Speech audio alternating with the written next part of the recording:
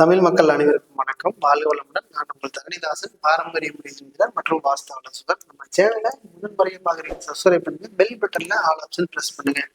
All option press பண்ணீங்கன்னா நாங்க போடுற வீடியோ அடுத்தடுத்த வீடியோ உங்களுக்கு வந்து கொண்டே இருக்கும். இப்போ மிதுன ராசிக்கு நம்ம ஆவணி மாத பலன் பற்றி இந்த வீடியோ விரிவாக பார்க்க போறோம்.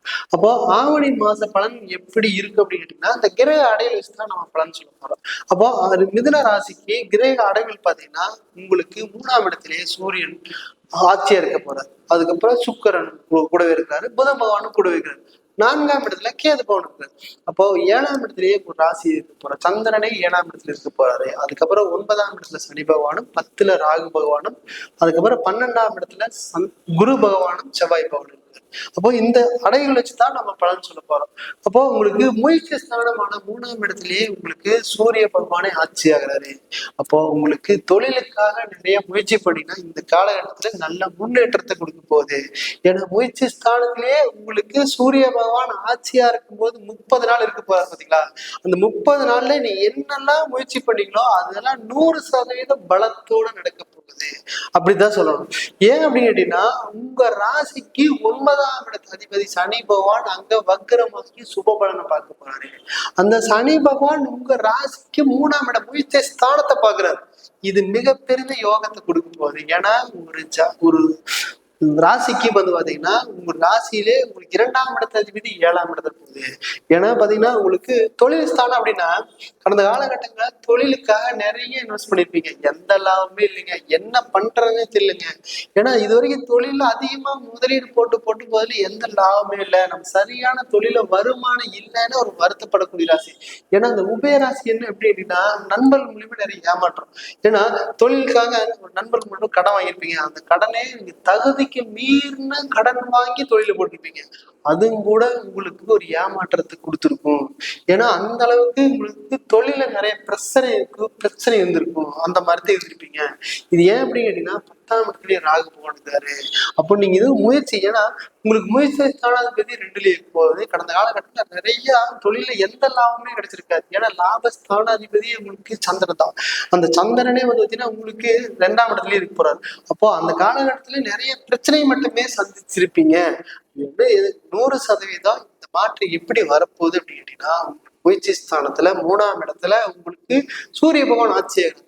அப்போ நீங்க தொழிலுக்காக முயற்சி பண்ணா நல்லபடியா லாபத்தை கிடைக்க போகுது அப்படிதான் சொல்றேன். ஏன்னா இது வரைக்கும் நல்ல லாபஸ்தானாதிபதி குரு பகவான் கூட சேரார் பாத்தீங்களா, அது நல்ல யோகம்.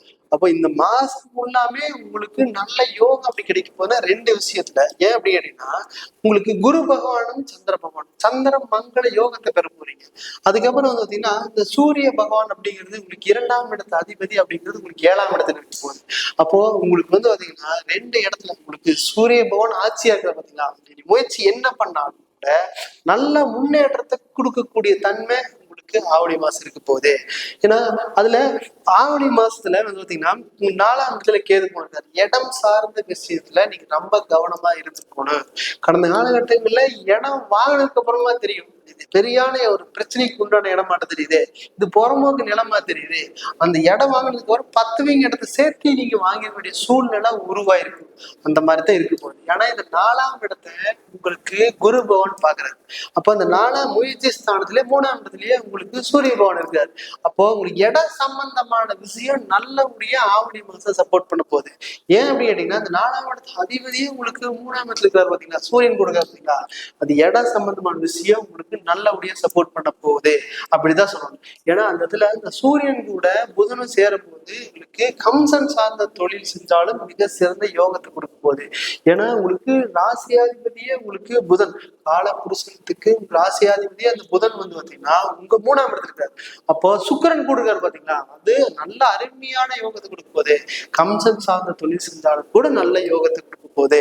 அடுத்து வந்து பாத்தீங்கன்னா உங்களுக்கு 10ஆம் இடத்துல உங்களுக்கு வெளிநாட்டு பயணம், வெளிநாட்டுல நிறைய பேர் வேலையை இழந்து தேடிருப்பீங்க, அந்த வேலையே நமக்கு கிடைக்கவே இல்லையே, எப்பதான் நம்ம கிடைக்கும் அப்படின்னு ஒரு தன்மையா இருக்கும். ஏன்னா இந்த ராகு பகவான் வந்து பாத்தீங்கன்னா உங்களுக்கு வேலையை கொடுத்து நிறைய சம்பளத்தோட வேலை கொடுத்துருப்பாரு. அப்படியே வந்து பாத்தீங்கன்னா அந்த வேலையை விட்டு வெளியே துரத்தி எதுவுமே இல்லையே ஆமா, கடந்த காலகட்டத்துல ரொம்ப செல்வாக்கு இருந்துமே, இப்போ எதுவுமே இல்லையே, நடு ரோட்ல நிக்கிறமேங்கிற ஒரு வருத்தத்தையும் ராகுபவன் கொடுத்துருவாரு. ஏன் அப்படி கேட்டீங்கன்னா, எல்லாத்தையும் கொடுத்துட்டு கடைசியில் எதுவுமே இல்லாம ஆக்கிடுவார் ராகுபவன். அப்போ உங்களுக்கு வந்து பாத்தீங்கன்னா, இந்த ராகுபவன் வழிபாடு செஞ்சாலும் கூட மிக சிறந்தது. ஏன்னா 10 ராசிக்கு 10ல ராகுபவன் இருக்கா பாத்தீங்கன்னா, அந்த 10ல ராகுபவன் தான் ராகு சம்பந்தமான தொழில் செஞ்சாலும் சரி, ராகு வழிபாடு செஞ்சாலும் சரி, மிக நல்ல யோகத்தை கொடுக்க போகுது. ஏன்னா வெளிநாடு போகணும்னு சொல்லுவீங்க.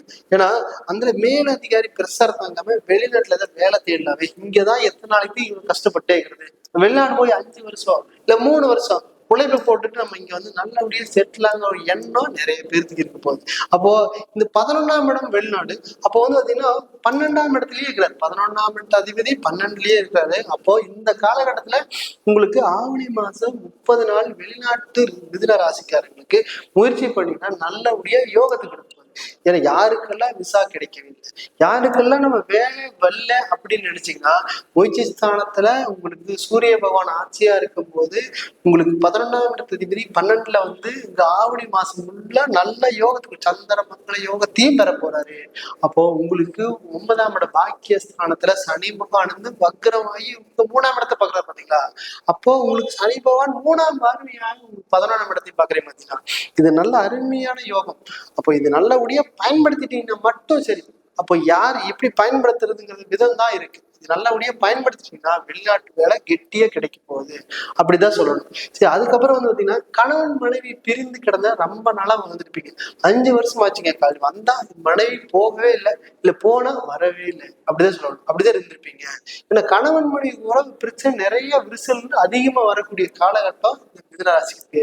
ஏன்னா நம்ம நினைச்ச மாதிரி உபய ராசி அப்படிங்கிறது உங்களுக்கு இந்த மிதுன ராசி தான். அதுல நிறைய ஏமாற்றத்தை சந்திக்கக்கூடிய ராசி அப்படிங்கிறது மிதுன ராசி தான். ஏன்னா நம்ம நேர்மையா இருக்கோம்னு நினைச்சோமே, இப்படி எல்லாம் ஆயிடுச்சு, ஏன் நம்ம வாழ்க்கை இந்த இதை நோக்கி போகும்னு நினைக்கவே இல்லையே, அந்த மாதிரிதான் இருந்திருக்கும். இந்த மிதுன ராசிக்காரங்களுக்கு நண்பர்களோட்டா நிறைய இருக்கு. இந்த நண்பர்கள் மூலியமா நிறைய ஏமாற்றத்தை சந்திக்கக்கூடிய ராசியில் கூட இந்த மிதுன ராசியாக பாருங்க. என் கூடையே இருந்தான், என் கூடையே குழி பறிச்சிட்டான், அப்படிதான் சொல்லுவீங்க. ஏன்னா ஃபேமிலிலையும் சரி வேலையிலையும் சரி அந்த மாதிரி தான் இருப்பான். ஏன்னா நண்பர்களை வந்து அதிகமா நம்பக்கூடாத ராசிகளும் கூட மிதுன ராசி தான். எல்லாத்தையுமே ஒரு டிஸ்டன்ஸ் மெயின்டைன் பண்ணி பழகிட்டீங்க அப்படின்னா மிக சிறப்பா இருக்க போகுது. இது ரொம்ப டீப்பாகி ஃபேமிலிக்குள்ள கொண்டு வந்து விட்டாலும் உறவு முறைகளை கொண்டு வந்து விட்டாலும் அதுல அம்மல் சரி விரிசல் ஆகக்கூடிய தன்மை இந்த மிதுன ராசிக்கார அனுபவிக்க போறாங்க. அப்போ உங்களுக்கு பாத்தீங்கன்னா இந்த கணவன் மனைவி உறவு பிரிஞ்சு 5 வருஷமா 3 வருஷமா சேர்ந்து வாழ முடியலையே அப்படி ஒரு வருத்தத்தை கொடுக்கும். அதெல்லாம் கவலைப்படாதீங்க. இந்த காலகட்டத்துல முயற்சி ஸ்தானத்துல உங்களுக்கு 100% அப்படிங்கிறது முயற்சி மட்டும் பண்ணீங்கன்னா சரி. சூரிய பகவான் ஆட்சியா இருந்து முயற்சி மட்டும் பண்ணீங்கன்னா, ஏன்னா இந்த ஆரம்பத்திலேயே பார்த்தீங்கன்னா இந்த ராசியாதிபதி 7 இருக்கிறார். அப்போ இந்த ஆரம்ப கட்டத்திலேயே உங்க ஆவணி மாத தொடக்கத்திலேயே ராசியாதிபதி 7 இருக்கிறது மிக சிறந்த யோகம். ஏன்னா அது குடும்ப ஸ்தானாதிபதியும் கூட தான். அந்த குடும்ப ஸ்தானாதிபதியே வந்து பாத்தீங்கன்னா உங்களுக்கு 7ஆம் இடத்துல இருக்கிறாரு. அப்போ இந்த காலகட்டத்துல ஆவணி மாதத்து முதல்லயே பேசுனீங்க அப்படின்னா கம்பல்சரி உங்களுக்கு கணவன் மனைவி உணர்ந்து சேர்ந்து வாழக்கூடிய தன்மை இருக்க போகுது. இதெல்லாம் அருமையான யோகத்தை கொடுக்க போகுது. இல்ல அப்படி இல்ல நம்ம வந்து சேர்ந்து வாழவே முடியாது, நாம வந்து பிரிஞ்சிடலாம் அப்படிங்கிற ஒரு எண்ணமா இருந்துச்சு அப்படின்னா அதுல 9ஆம் இடத்துல உங்களுக்கு சனி பகவான் வக்ரமாகிறார். அப்போ அந்த சனி பகவான் வக்ரம் ஆகும்போது பிரிவினை கம்பல்சரி வந்திருக்கா. அப்படி பிரிவினை வந்தாலும் கூட 2வது தாரத்தை நோக்கி போனாலும் கூட இந்த காலகட்டம் மிக உகந்த காலகட்டம். ஏன்னா 3ஆம் இடத்துல சனி பகவான் வீட்டை பாக்குறாரு பாத்தீங்களா, 9ஆம் இடத்தையே பாக்குறாரு. சுக்கிர பகவானும் புதன் பகவான் எல்லாருமே 3ஆம் இடத்துல இருந்து உங்களுக்கு 9ஆம் பாக்கிய ஸ்தானத்தை பார்க்க போறாரு. அப்போ 2வது தாரம் அப்படிங்கிறது உங்களுக்கு இந்த ஆவணி மாதம் 1ஆம் தேதியிலிருந்து 30ஆம் தேதிக்குள்ள நடக்கிறதுக்கான சந்தர்ப்பங்கள் மிக அதிகமாக உள்ளது. அப்போ இது சந்திராஷ்டம காலம் பார்த்தீங்கன்னா உங்களுக்கு 13, 14 தேதியில உங்களுக்கு சந்திராஷ்டமம் இருக்கும். அப்ப இந்த சந்திராஷ்டம காலத்துல முக்கியமான முடிவுகள் எடுக்காம இருக்கிறது மிக சிறந்த வாய்ப்பாகும். இதுல எடுத்துட்டீங்க அப்படின்னா 2ல இருந்து 5 மாசத்து வரைக்கும் இந்த பிரச்சனை நீடிச்சுட்டே போகும். அப்ப இந்த சந்திராஷ்டம காலம் பாத்தீங்கன்னா உங்களுக்கு சிவன் வழிபாடு செஞ்சா மிக சிறப்பா இருக்கும். அப்படி இல்லாட்டி திருப்பதி பெருமாள் வழிபாடு செஞ்சா மிக சிறப்பா இருக்கும். இதெல்லாம் வந்து பாத்தீங்கன்னா மிதுன ராசிக்கு உங்களுக்கு வந்து பாத்தீங்கன்னா கோச்சார பலன்கள் மட்டும்தான். நீங்க உங்க சுயஜாதத்துல நீங்க தெரிஞ்சுக்கணும்னா கீழே கொடுக்கப்பட்டுள்ள தொடர்பு கொள்ளலாம். நான் உங்களிடமிருந்து விடைபெறுவது தரணிதாசன், பாரம்பரிய முறை ஜோதிடர் மற்றும் வாஸ்து ஆலோசகர். நன்றி, வணக்கம்.